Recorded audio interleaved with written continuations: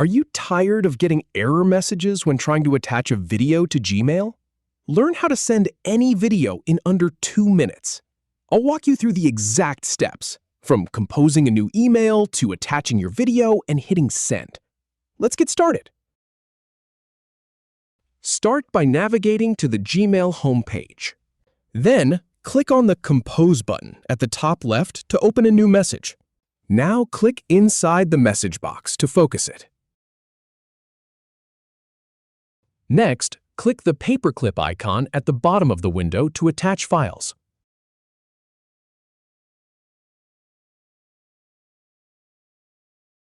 Choose your video from your computer and upload it. Once that's done, add your recipients in the To field. Then, add a subject line for your email. Finally, click Send to deliver your video.